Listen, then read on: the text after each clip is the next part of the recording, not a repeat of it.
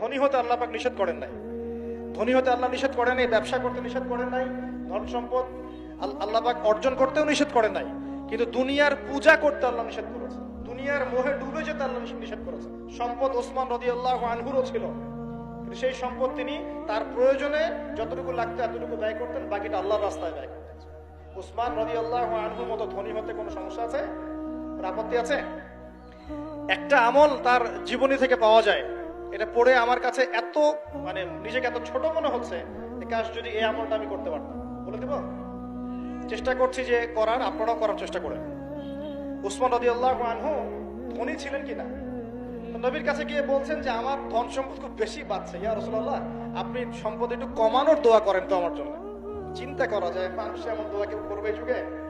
আচ্ছা, নবী সাল্লাল্লাহু আলাইহি ওয়াসাল্লাম বললেন তুমি উটের পিঠে, গাধার পিঠে খাওয়া দাওয়া করো, ঠিক আছে, খাওয়া দাওয়া করো। তো তিনি খাওয়া দাওয়া করেন। এখন কয়দিন পরে, কয়দিন বলতে কতদিন আল্লাহ ভালো জানেন, তিনি এসে বলছেন ইয়া রাসূলুল্লাহ আমার তো সম্পদ আরো আগের চেয়ে বাড়তেছে, দেখি আপনি কি দোয়া করলেন? সম্পদ আরো বাড়া শুরু করেছে। তখন তিনি বলছেন যে তুমি যখন খাও তখন তোমার হাত থেকে যদি খাবার পড়ে যায় তুমি কি করো? তখন তিনি বলেছেন আমি, আমার হাত থেকে খাবার যদি পড়ে যায়, একটা দানাও যদি পড়ে যায়, আমি উটের পিঠ থেকে নেমে সেই খাবারটাকে তুলে পরিষ্কার করে তারপর খাই। উসমান রাদিয়াল্লাহু আনহু এত ধনী মানুষ, তিনি প্রতি বেলায় 100 মানুষকে খাওয়াতে পারেন, কোনো সমস্যা নেই। তিনি একাই তাবুকের যুদ্ধে 30,000 সৈন্যের দায়িত্ব নিয়েছেন। 30,000 সৈন্য 3 মাস যাবে, যাত্রা বিরতি করবে, খাবে দাবে, তাদের ঘোড়া অস্ত্রশস্ত্র সব দায়িত্ব একজন ব্যক্তি বহন করেছেন, ওসমান রাদিয়াল্লাহু আনহু। কত বড় ধনী আপনি চিন্তা করেন। উনার মতো ধনী কোন পররাষ্ট্রমন্ত্রী নাই পৃথিবীতে, এখন কোন বিশ্ব নেতাও নাই ওনার মতো ধনী, এখন কেউই নাই। আর উনি কিন্তু তার এই ধন সম্পদ সুদের মধ্য দিয়ে অর্জন করেন নাই, তার ধন সম্পদ দুর্নীতির মধ্য দিয়ে অর্জন করেন নাই। তার ধন সম্পদ তিনি কিন্তু এই যে অন্যের সম্পদ অন্যায়ভাবে দখল করে অর্জন করেন। তিনি সম্পদ অর্জন করেছেন বৈধ পন্থায়, হালাল ব্যবসা করেছেন।